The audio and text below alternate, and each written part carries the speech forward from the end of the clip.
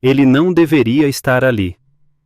Naquela rua silenciosa, sob a luz amarelada e fraca dos postes de uma das áreas mais nobres de São Paulo, Cristiano Ronaldo deveria estar em qualquer outro lugar, em um jato particular, em um restaurante 5 estrelas, em sua mansão. Mas não ali, de moletom cinza e boné, caminhando sozinho depois de dispensar o motorista, apenas para sentir o ar frio da madrugada, uma coisa que sua vida raramente permitia. Foi um capricho, uma decisão de um segundo, e foi essa decisão que mudou tudo. A poucos metros de distância, uma figura solitária varria a calçada. Era um gari, um homem de talvez 60 anos, com o rosto marcado pelo tempo e pelo cansaço. Ele se movia com uma eficiência silenciosa, quase invisível para o mundo. Para Cristiano, que cresceu vendo homens como aquele trabalhando de sol a sol, a cena era familiar, quase reconfortante. Era um lembrete de um mundo real que existia para além das câmeras e dos estádios. Então, o silêncio foi quebrado. O ronco de um motor potente, arrogante, rasgou a quietude. Um carro esportivo de luxo, daqueles que custam mais do que a maioria das pessoas ganha em uma vida inteira, parou bruscamente ao lado do gari. 3 jovens desceram. Eram o tipo de jovens que parecem ter nascido com um senso de superioridade, vestidos com roupas de grife, exalando um ar de impunidade. Cristiano parou na sombra de uma árvore, observando. Ele sentiu um nó no estômago. Ele conhecia aquele tipo de olhar. O olhar de quem vê os outros não como pessoas, mas como objetos de diversão. A conversa começou baixa, mas o tom de deboche era claro. "E aí, campeão, achou algum tesouro aí no lixo?" disse um deles, o que parecia ser o líder. O gari, que mais tarde Cristiano descobriria se chamar Antônio, não respondeu. Apenas continuou seu trabalho, talvez esperando que o ignorassem. Mas eles não o ignoraram. Eles se aproximaram, formando um círculo ao redor dele. "Qual é, tio? O gato comeu sua língua? Ou você é burro demais para falar?" continuou o líder. Eles riram, uma risada cruel, vazia. Cristiano sentiu o sangue ferver. Ele viu o seu Antônio encolher os ombros, uma vida inteira de humilhações contida naquele simples gesto. O homem apenas murmurou: "Por favor, senhores, eu só estou trabalhando." A resposta pareceu diverti-los ainda mais.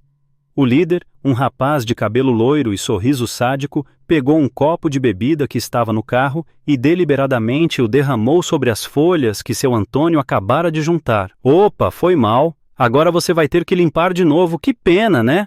Eles gargalhavam, enquanto o gari olhava para a sujeira com uma expressão de desolação infinita, e foi nesse momento que algo dentro de Cristiano se partiu. Não era o CR7, o atleta milionário. Era o Cristiano, o garoto da Ilha da Madeira, que viu sua mãe trabalhar como faxineira para colocar comida na mesa. Ele viu sua própria história, seu próprio passado, sendo pisoteado naquela calçada. Ele deu um passo para fora das sombras, apenas um. Mas foi o suficiente. A luz do poste iluminou seu rosto. Os jovens pararam de rir, seus olhos se arregalando em choque e descrença. "Peraí, é você mesmo?" gaguejou um deles. O líder, por um segundo, pareceu intimidado, mas apenas por um segundo. A arrogância voltou rapidamente, misturada com uma nova forma de excitação. Ele sacou o celular. Cristiano pensou que ele queria uma foto, um autógrafo. Era o que sempre acontecia, mas o olhar do rapaz era diferente. Não era admiração, era oportunidade. "Olha só quem está aqui, o grande Cristiano Ronaldo defendendo o lixeiro." Ele disse, já gravando, a voz alta e provocadora. "Veio dar uma força para o seu amiguinho? Ou veio mostrar pra gente como os ricos também fingem que se importam?" Cristiano se aproximou, a calma em sua voz contrastando com a fúria em seus olhos. "Deixem o homem em paz, vão embora." A resposta do líder foi um sorriso. Ele virou a câmera para si mesmo, estilo selfie, com Cristiano ao fundo. "Galera, se liga, Cristiano Ronaldo sendo super-herói de madrugada. Que cena linda, só que não." E então, ele se virou para seu Antônio e, com o celular ainda gravando, deu um empurrão no ombro do velho, que se desequilibrou e quase caiu. Aquilo foi o estopim. Instintivamente, Cristiano avançou e agarrou o braço do rapaz. "Eu disse para parar." Ele não gritou. Sua voz era um sussurro perigoso. O rapaz olhou para a mão de Cristiano em seu braço, depois para a câmera do celular, e um sorriso diabólico se formou em seu rosto. Ele sabia exatamente o que estava fazendo. Ele tinha a cena que queria: o maior jogador do mundo em uma rua escura segurando agressivamente um fã. A história já estava escrita em sua mente, e Cristiano, naquele momento, percebeu o tamanho da armadilha em que tinha acabado de cair. O que ele não sabia era que aquela armadilha era muito mais profunda e perigosa do que ele imaginava, e que o rapaz com o celular estava prestes a acender um fogo que poderia consumir não apenas sua reputação, mas tudo o que ele havia construído. O toque durou apenas 1 segundo, mas na lente da câmera pareceu uma eternidade. Cristiano soltou o braço do rapaz, cujo nome ele descobriria ser Maurício, e recuou, a mente girando. Ele entendeu a dinâmica do jogo tarde demais. Aquele não era um confronto sobre respeito, era sobre poder. Maurício e seus amigos não queriam brigar, queriam uma narrativa. E Cristiano tinha acabado de lhes dar o clímax perfeito. O rapaz abaixou o celular, o sorriso vitorioso estampado no rosto. "Valeu pela cena, campeão, isso vai bombar", disse ele, piscando para os amigos, que riram em concordância. Eles entraram no carro, o som do motor acelerando foi como um insulto final, e desapareceram na noite, deixando para trás um silêncio pesado e um homem velho tentando recompor sua dignidade. Cristiano se virou para seu Antônio, que estava encostado na parede, respirando com dificuldade. "O senhor está bem?" perguntou, a preocupação em sua voz genuína. O homem mais velho assentiu, mas não olhou nos olhos dele. Havia uma vergonha ali, uma humilhação que nenhuma palavra de conforto poderia apagar. "Obrigado, meu filho. Mas o senhor não devia ter se metido. Essa gente, eles são de outro mundo." Cristiano sentiu uma pontada de frustração. Ninguém tem o direito de tratar outra pessoa assim, não importa de que mundo venha. Ele ajudou seu Antônio a se levantar e em um impulso perguntou: "Por que eles fizeram isso? O senhor os conhecia?" Seu Antônio balançou a cabeça. "Não. Eles só gostam de fazer isso. Passam por aqui às vezes, quando saem das festas. Acham engraçado." Uma tristeza profunda emanava do homem, uma resignação que doía em Cristiano. Ele quis fazer mais, oferecer dinheiro, ajuda, qualquer coisa, mas sabia que naquele momento seria apenas mais uma forma de humilhação. Ele notou que seu Antônio olhava para o chão, para o lixo espalhado, com uma angústia que parecia ir além do simples aborrecimento. Ele parecia procurar algo. "O senhor perdeu alguma coisa?" Cristiano perguntou. O homem hesitou, depois murmurou: "Não é nada, apenas um papel velho." Mas a forma como ele disse papel velho indicava que era tudo, menos isso. A insistência na busca, mesmo depois de os jovens terem ido embora, plantou uma semente de mistério na mente de Cristiano. O que poderia ser tão importante em meio ao lixo de uma rua rica? Ele ficou ali por mais alguns minutos, em um silêncio constrangedor, até que seu Antônio finalmente suspirou e disse que precisava terminar seu turno. Cristiano o observou se afastar, a silhueta curvada desaparecendo na escuridão. Ele voltou para casa com um gosto amargo na boca. Não era raiva, era impotência. Ele, Cristiano Ronaldo, que enfrentava estádios com 100.000 pessoas, sentiu-se completamente impotente diante de 3 garotos mimados. Ele tentou dormir, mas a imagem do olhar de seu Antônio e o sorriso de Maurício o assombravam. A manhã seguinte explodiu como uma bomba. Antes mesmo de tomar seu café, seu telefone começou a tocar incessantemente. Mensagens, ligações de seu empresário, de sua equipe de relações públicas, de sua família. Ele abriu as redes sociais e seu coração afundou. Estava em toda parte. Um vídeo, editado de forma magistralmente cruel, mostrava apenas a parte final do confronto.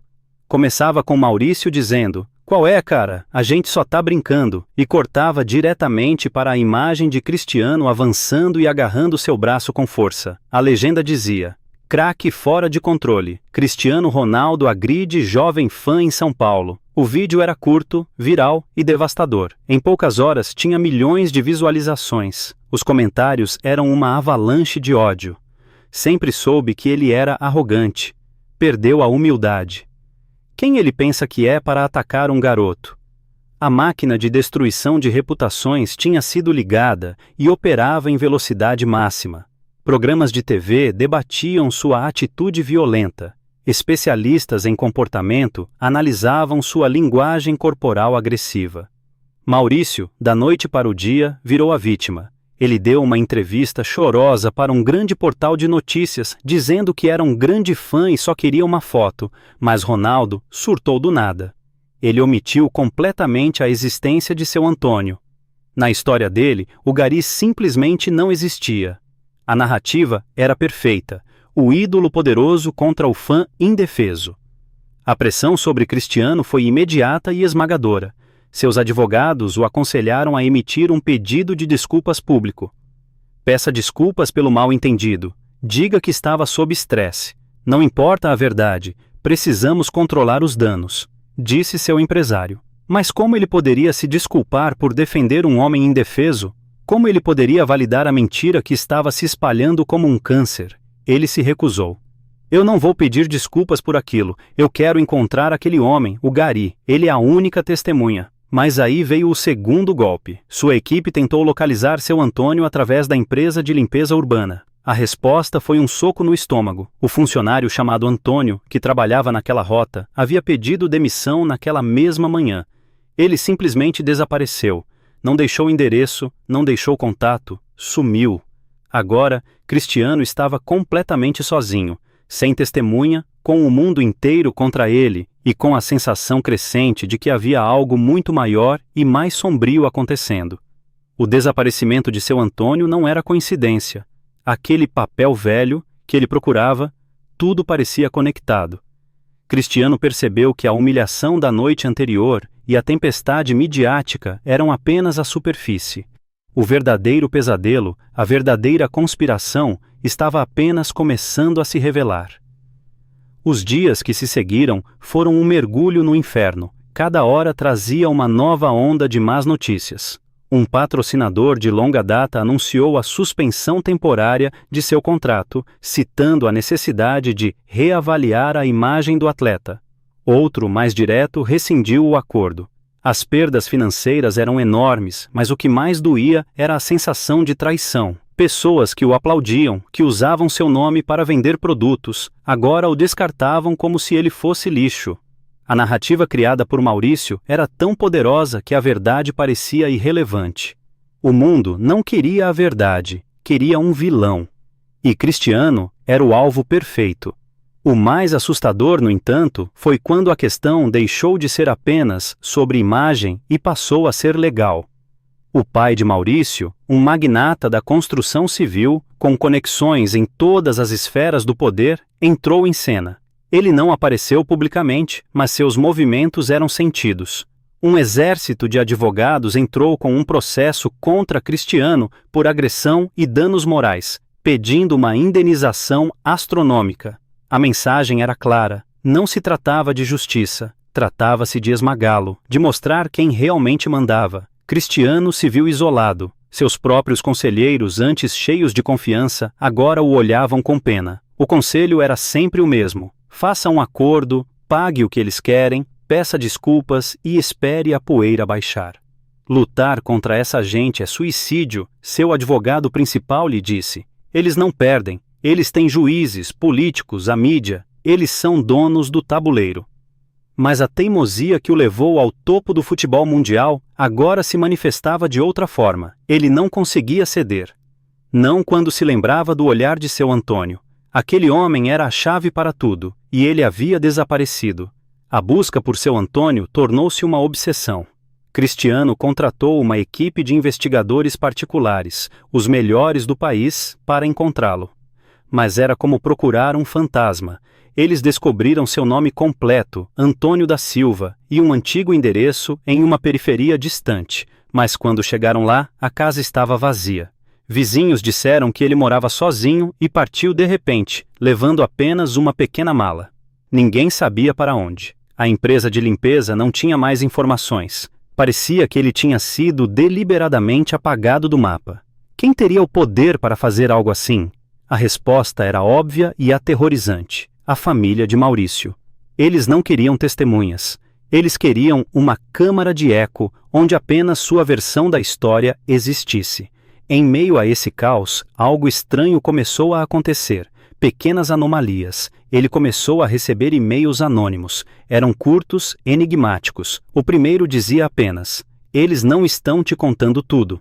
O segundo: "Procure pela estrela de papel." E o terceiro: "A memória está no lixo." Eram mensagens que não faziam sentido para ninguém, mas para Cristiano, elas ressoavam com o mistério daquela noite. O papel velho que seu Antônio procurava. O lixo, onde tudo aconteceu. E estrela de papel. O que isso significava? Ele mostrou os e-mails para sua equipe, que os descartou como trotes de fãs ou tentativas de golpe. Mas Cristiano sentia que eram mais do que isso. Eram migalhas de pão deixadas por alguém que sabia a verdade, mas tinha medo de aparecer. Ele instruiu seus investigadores a mudar o foco. Em vez de procurar por seu Antônio, eles deveriam investigar o passado dele. Quem era aquele homem antes de se tornar um gari invisível?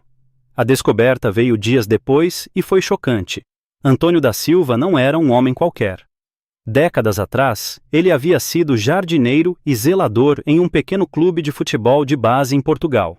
Um clube onde um menino magro e cheio de sonhos, chamado Cristiano Ronaldo, deu seus primeiros chutes. Cristiano não se lembrava dele especificamente, havia tantos funcionários ali, mas a conexão era inegável. Por que seu Antônio nunca disse nada? Por que ele escondeu essa ligação com o passado de Cristiano? O mistério se aprofundava. A investigação continuou, cavando mais fundo.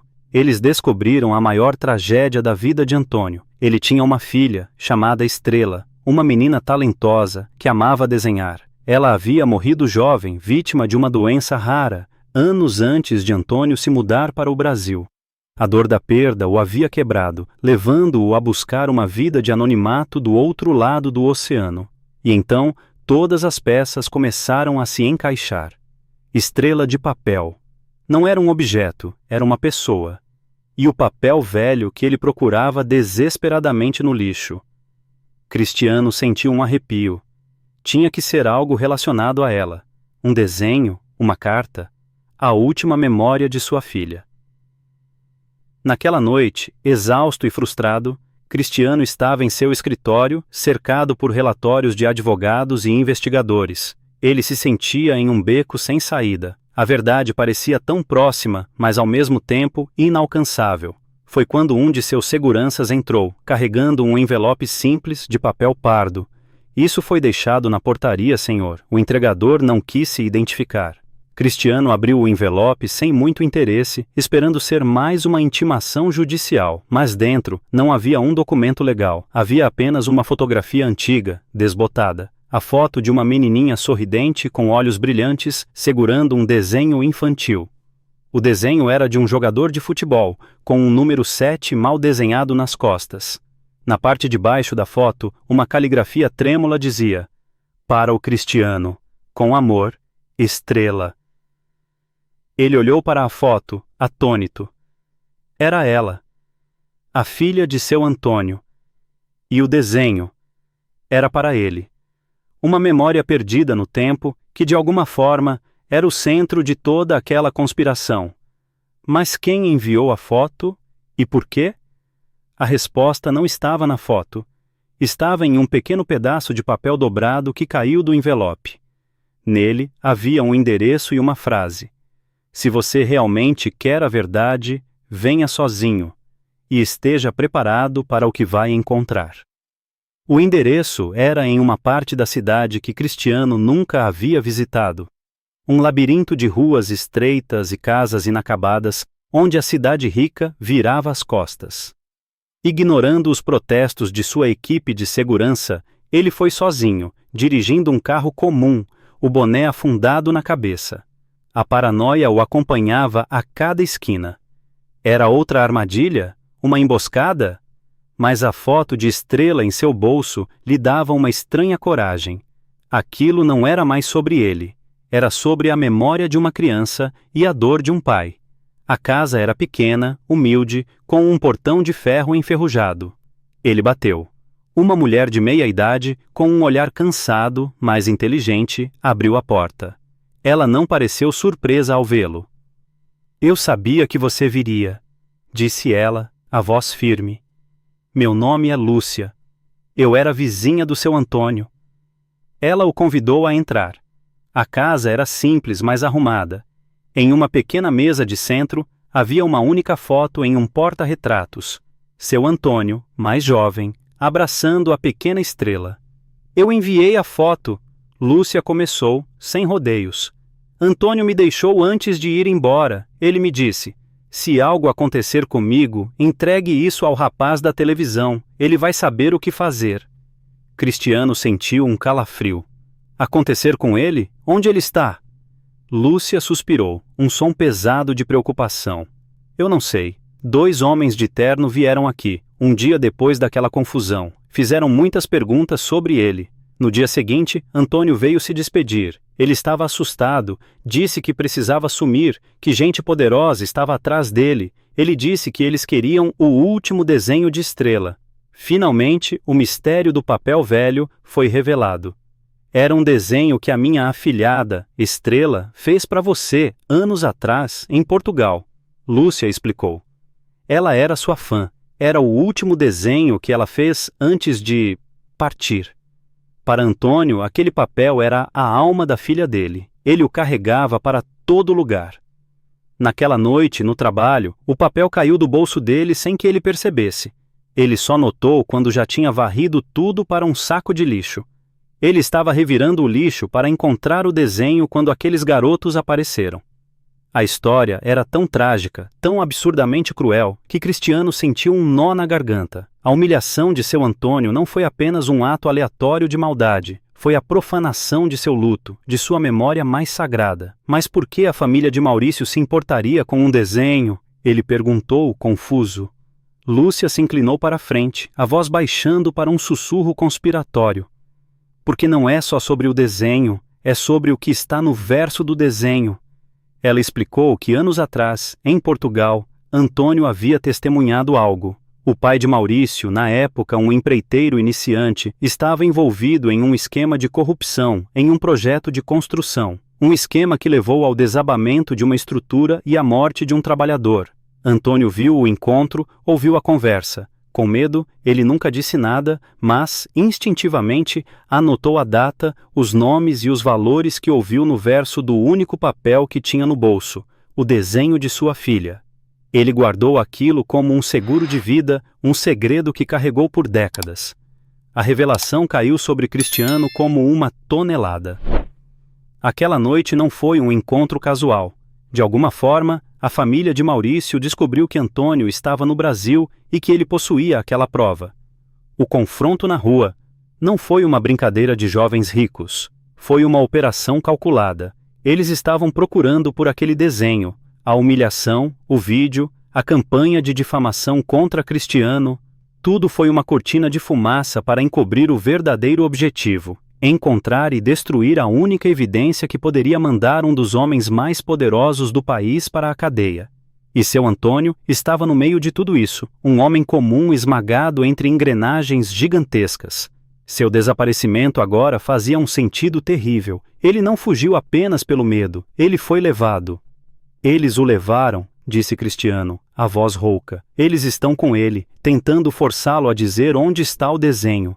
Lúcia começou a chorar silenciosamente. Ele me disse, antes de sair, o desenho está seguro. Está onde a estrela sempre pode brilhar. A frase enigmática ecoou na sala. Onde a estrela sempre pode brilhar. Onde seria isso? Um cemitério? Um cofre? A mente de Cristiano trabalhava freneticamente. Ele agora tinha a verdade. Uma verdade muito mais explosiva e perigosa do que imaginava. Não era mais sobre sua carreira. Era sobre a vida de um homem inocente e sobre expor uma conspiração que se estendia por décadas e continentes. Ele tinha que encontrar seu Antônio e o desenho antes que fosse tarde demais. Ele se levantou, o olhar determinado. Obrigado, Lúcia. A senhora me deu a arma que eu precisava. Mas quando ele se virou para sair, Lúcia o segurou pelo braço, o pânico em seus olhos. Cuidado. Eles sabem que você está investigando. Eles não vão hesitar em te silenciar também. Do lado de fora, o som de um carro parando bruscamente na rua o fez gelar. Não era a polícia. Eram dois homens de terno, saindo de um sedã preto, olhando diretamente para a casa de Lúcia. Eles o haviam seguido. A armadilha estava se fechando. Não havia mais para onde correr. A verdade o havia tornado um alvo. O pânico durou um instante, mas foi substituído por uma clareza gelada. Correr era inútil. Confrontá-los na rua era suicídio. Cristiano olhou ao redor da pequena casa de Lúcia, procurando uma saída, uma vantagem. Seu olhar caiu sobre o telefone antigo na mesinha. Era uma aposta, mas era a única que ele tinha. Lúcia, chame a polícia, agora, ele sussurrou. Diga que há uma tentativa de invasão. Grite se for preciso. A mulher, paralisada pelo medo, assentiu. Enquanto ela discava, Cristiano caminhou calmamente até a porta da frente, abriu-a e saiu, encarando os dois homens que agora bloqueavam o portão. Posso ajudar? Perguntou Cristiano, a voz surpreendentemente calma. Os homens se entreolharam, surpresos por sua atitude. Eles esperavam que ele estivesse encurralado, com medo. Senhor Ronaldo, disse o mais alto, com um sorriso que não alcançava os olhos. Nosso chefe gostaria de ter uma palavra com o senhor. Apenas uma conversa amigável. Ameaça velada. Seu chefe é o pai de Maurício, imagino, respondeu Cristiano, mantendo o contato visual. Ele pode me ligar. Eu não entro em carros com estranhos. A tensão era palpável. Os homens deram um passo à frente. Não acho que o senhor entendeu. Não foi um pedido. Naquele exato momento, ao longe, o som de uma sirene começou a crescer. Lúcia havia conseguido. Os olhos dos homens se arregalaram em fúria. Eles olharam para Cristiano, depois para a sirene que se aproximava. Isso não acabou, sibilou o mais baixo, antes de entrarem rapidamente no carro e partirem em alta velocidade. Cristiano respirou fundo, o alívio misturado com a certeza de que ele havia declarado guerra aberta. A polícia chegou, confusa, mas a presença de Cristiano Ronaldo ali, em uma vizinhança tão pobre, transformou o incidente em notícia instantânea. Ele não deu detalhes. Disse apenas que estava visitando uma amiga e se sentiu ameaçado. Mas a semente estava plantada. A história oficial de Ronaldo Agridifan começava a ter rachaduras. Por que ele estaria ali? Quem o estava ameaçando?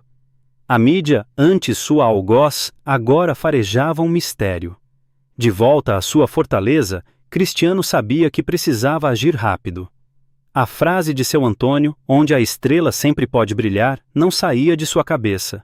Ele pensou em cemitérios, igrejas, nomes de ruas. Nada fazia sentido. Então, ele se lembrou de Lúcia dizendo que Estrela amava desenhar. Onde uma criança que ama desenhar se sentiria mais feliz? Onde sua arte poderia brilhar? Ele pegou o telefone e ligou para seus investigadores em Portugal. Procurem por uma escola de artes, um centro comunitário, qualquer lugar perto de onde Antônio morava. Um lugar que tenha o nome Estrela, ou algo relacionado a estrelas. Enquanto esperava, ele deu o próximo passo. Usando um canal seguro, ele vazou uma informação para uma jornalista investigativa de renome, conhecida por sua coragem e por não ter medo de peixes grandes. Ele não contou toda a história, apenas o suficiente para atiçar a curiosidade dela. A conexão do pai de Maurício com o desabamento da construção em Portugal, décadas atrás. Ele deu a ela um nome, uma data, uma isca. A resposta de Portugal veio horas depois, e foi a peça que faltava no quebra-cabeça. Perto da antiga casa de Antônio, havia um pequeno orfanato mantido por freiras, chamado Lar da Estrela da Manhã. Antônio era voluntário lá, ajudava na jardinagem. As crianças o adoravam. O desenho. Não estava em um cofre, estava com as crianças. Um lugar tão óbvio e ao mesmo tempo tão genial. Ninguém jamais procuraria a prova de um crime de corrupção em meio a desenhos infantis em um orfanato. Cristiano sabia o que tinha que fazer. Ele não podia ir pessoalmente, mas podia enviar alguém de sua mais absoluta confiança. Ele fez uma ligação. Do outro lado do mundo, seu gesto colocou em movimento uma operação silenciosa para recuperar o desenho. Enquanto isso, no Brasil, a isca que ele jogou para a jornalista funcionou. A matéria foi publicada. Não acusava ninguém diretamente, mas levantava questões, conectava pontos. Foi o suficiente para causar pânico. O pai de Maurício, sentindo o cerco se fechar, cometeu um erro. Ele agiu por impulso, liberou seu Antônio. O velho foi deixado em uma estrada deserta, a centenas de quilômetros de São Paulo, com um aviso: se você abrir a boca, sua vizinha Lúcia será a próxima. Eles o soltaram porque não precisavam mais dele. Acreditavam que sem o desenho, sua palavra não valia nada. Mas eles subestimaram Cristiano e subestimaram a rede de solidariedade das pessoas comuns. Um caminhoneiro encontrou seu Antônio na estrada e o ajudou. A notícia de um senhor perdido que se parecia com o gari desaparecido do caso Ronaldo chegou à imprensa. Em poucas horas, Cristiano conseguiu localizar e trazer seu Antônio de volta para São Paulo, colocando-o em um local seguro sob sua proteção. O reencontro foi emocionante. Seu Antônio, fraco e abatido, chorou ao ver Cristiano. Me desculpe, meu filho, eu causei tudo isso. Cristiano o abraçou. O senhor não causou nada. O senhor foi uma vítima, e agora, vamos lutar juntos. Ele contou a Antônio que sabia de tudo, sobre estrela, sobre o desenho, sobre o segredo no verso. O velho pareceu aliviado, como se um peso de décadas tivesse sido tirado de seus ombros. Naquela mesma noite, o representante de Cristiano em Portugal confirmou: eles tinham o desenho. Estava seguro. Cristiano agora tinha tudo: a testemunha e a prova. Ele poderia ir à polícia, à imprensa, e destruir o império do pai de Maurício. Seria o cheque-mate. Ele pegou o telefone para ligar para seu advogado, mas parou. Um sentimento estranho o invadiu. Destruir aquele homem o transformaria em um monstro igual a ele? A justiça era apenas sobre punição? Ele olhou para seu Antônio, que dormia pacificamente em um quarto de hóspedes. Havia outra maneira, uma maneira mais difícil, uma maneira que ninguém esperava. Ele discou outro número, o número pessoal do pai de Maurício. Boa noite, disse Cristiano quando o magnata atendeu, a voz cheia de surpresa e raiva. Acho que o senhor e eu precisamos ter uma conversa, e eu tenho algo que lhe pertence, uma obra de arte, um desenho de uma estrela. O silêncio do outro lado da linha foi a confissão mais eloquente que Cristiano poderia ter ouvido. A batalha legal estava prestes a ser evitada. O verdadeiro confronto, o confronto moral, iria acontecer agora. O encontro foi marcado para a noite seguinte, não em um escritório de advocacia, nem em um local público. Cristiano escolheu o terraço de um prédio abandonado no centro da cidade, um lugar neutro onde o poder e o dinheiro não significavam nada, apenas o céu escuro acima. Ele foi com seu Antônio. O pai de Maurício, a quem chamaremos de Sr. Barros, chegou com seus guarda-costas, mas Cristiano insistiu que eles ficassem no térreo. Era para ser uma conversa entre os três homens cujas vidas haviam se entrelaçado de forma tão trágica. Barros era um homem imponente, com um ar de quem está acostumado a dar ordens e ser obedecido. Ele olhou para Cristiano, depois para seu Antônio, com um desprezo mal disfarçado. O que você quer, Ronaldo? Dinheiro? Um pedido de desculpas público? Diga o seu preço. Cristiano sorriu, um sorriso sem humor. O senhor realmente acha que tudo tem um preço? Ele tirou do bolso uma cópia colorida de alta qualidade do desenho, à frente com o jogador de futebol infantil. O verso com a caligrafia de Antônio e os detalhes do crime. Ele entregou a Barros. O magnata olhou para o papel, o rosto empalidecendo. A prova que ele caçou por tanto tempo estava ali, em suas mãos. O original está seguro, com instruções para ser entregue às autoridades internacionais se algo acontecer comigo, com o seu Antônio ou com a dona Lúcia, disse Cristiano calmamente. O jogo acabou. Barros amassou o papel, a raiva distorcendo suas feições. O que você quer? Repetiu ele, a voz rosnado. Foi seu Antônio quem falou. Pela primeira vez, ele olhou diretamente nos olhos do homem poderoso, sem medo. Eu não quero nada de você, disse o velho, a voz fraca, mas firme. Você e seu filho tiraram sarro da minha dor. Vocês tentaram roubar a última memória da minha filha. Nenhum dinheiro no mundo pode pagar por isso. Ele fez uma pausa, respirando fundo. Mas eu quero que você saiba o nome dela. Era Estrela. E ela era a melhor parte de mim. As palavras simples, cheias de uma dignidade inabalável, pareceram atingir Barros mais do que qualquer ameaça legal. Pela primeira vez, ele pareceu ver não um obstáculo, mas um ser humano. Cristiano então apresentou sua proposta, e não era nada do que Barros esperava. Não quero que o senhor vá para a cadeia, disse Cristiano, porque a prisão não ensinaria nada a você ou ao seu filho. Eu quero algo diferente. Eu quero que o senhor use seu poder para consertar, em vez de quebrar. E então, o final da história se ramificou, se partiu em possibilidades que ninguém poderia prever, porque a vida raramente oferece desfechos limpos e felizes. Um final possível seria o da redenção. Barros, abalado pelo confronto, concorda. Ele financia a criação do Instituto Estrela, uma fundação para ajudar crianças de comunidades carentes com aulas de arte e suporte jurídico para famílias vítimas de abuso de poder. Maurício é forçado pelo pai a trabalhar como voluntário no instituto, limpando o chão e servindo comida, forçado a encarar a realidade que ele tanto desprezava. Cristiano usa sua plataforma para promover o instituto, transformando uma história de dor em um legado de esperança. Seria um final bonito, inspirador, mas talvez um pouco fácil demais. Outro final, mais sombrio e realista, poderia ser o da vingança silenciosa. Barros publicamente não faz nada. Ele usa sua influência para abafar a história, mas, nos bastidores, ele cumpre as exigências de Cristiano. Ele paga uma pensão vitalícia a seu Antônio, garante a segurança de Lúcia e desaparece da vida deles. Maurício é enviado para um internato no exterior. A justiça é servida, mas a portas fechadas. O mundo nunca sabe a verdade. Cristiano aprende uma lição amarga sobre como o poder realmente funciona.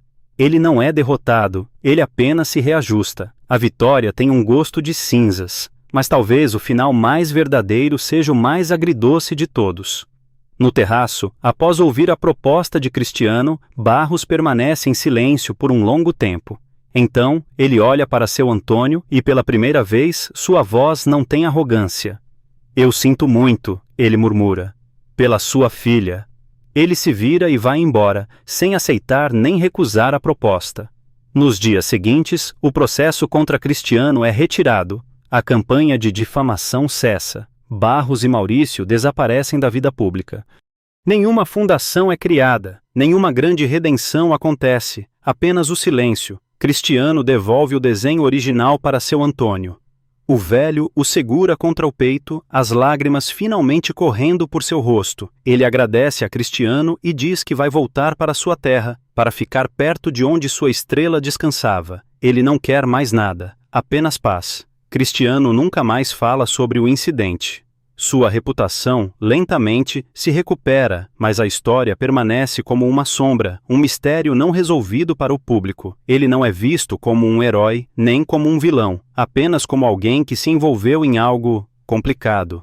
A verdadeira vitória de Cristiano não foi expor um criminoso ou limpar seu nome, foi devolver a um velho a única coisa que importava para ele. Foi entender que a justiça, às vezes, não é um veredito em um tribunal ou uma manchete de jornal. Às vezes, a justiça é um ato silencioso de humanidade. É a coragem de entrar na escuridão, não para lutar contra o monstro, mas para resgatar uma única estrela de papel. E para Cristiano, o homem, não o jogador, talvez essa tenha sido a maior vitória de sua vida. O que fica no final, depois de uma história como essa? Não fica o alívio de um final de filme, onde o vilão é humilhado publicamente e o herói é aplaudido pela multidão. Não. Fica um sentimento mais complexo, mais profundo. Fica um silêncio que nos obriga a pensar. E é nesse silêncio que encontramos as verdadeiras lições. A primeira e mais poderosa lição é sobre a natureza da força. A história nos mostra um confronto entre dois mundos. O mundo do poder material, do dinheiro que compra o silêncio e da influência que apaga a verdade, representado pelo Sr. Barros. E o mundo da força interior, da dignidade que não tem preço e da memória que não pode ser comprada, representado pelo seu Antônio. Durante toda a narrativa, o poder de Barros parecia invencível, mas no terraço daquele prédio, diante da calma de um homem que só queria a memória de sua filha de volta, todo aquele poder se desfez. A lição é clara: a verdadeira força não está no barulho que você faz, mas na integridade que você mantém quando ninguém está olhando. Na nossa vida, seremos constantemente pressionados a admirar o poder barulhento. Mas a história nos convida a valorizar a força silenciosa, a nossa e a dos outros. A segunda lição é sobre o que realmente significa justiça. Estamos acostumados a pensar em justiça como punição, como vingança. Queríamos ver Barros e Maurício pagando por seus atos na frente de todos. Mas Cristiano Ronaldo, no momento crucial, escolheu um caminho diferente. Ele entendeu que a maior justiça para seu Antônio não era ver seus agressores na cadeia. A maior justiça era ter sua dor reconhecida, era ter o nome de sua filha, Estrela, dito em voz alta. Era ter seu bem mais precioso, aquele simples desenho de papel, de volta em suas mãos. Isso nos ensina que, muitas vezes, a justiça não é sobre destruir o outro, mas sobre reconstruir quem foi ferido. É sobre devolver a dignidade e não apenas aplicar uma pena. Na nossa vida, quando nos sentirmos injustiçados, talvez a pergunta mais importante não seja como posso me vingar, mas sim o que eu realmente preciso para me sentir inteiro de novo. E isso nos leva à lição final, a mais prática e talvez a mais difícil de aplicar no nosso dia a dia. A lição de aprender a enxergar. Toda essa corrente de dor, violência e conspiração começou por uma razão muito simples, porque seu Antônio era invisível. Para aqueles jovens, ele não era uma pessoa, era parte do cenário, um objeto que eles podiam usar para se divertir. A cultura brasileira, com toda a sua beleza, também carrega essa ferida da desigualdade, onde aprendemos a não ver o gari, a não notar a faxineira, a ignorar o porteiro. Eles estão lá, mas nós não os vemos. Cristiano viu. E esse foi o ato que mudou tudo. A pergunta que essa história nos deixa é: quantos seus Antônios cruzam nosso caminho todos os dias e nós simplesmente não os enxergamos? Quantas histórias, dores e dignidades ignoramos porque estamos ocupados demais em nossas próprias vidas? A maior mudança que podemos fazer, a partir de hoje, é um exercício consciente de visibilidade. É dar um bom dia, olhando nos olhos. É perguntar o nome da pessoa que limpa o nosso escritório. É reconhecer a humanidade em cada rosto, não importa a função que ele exerça.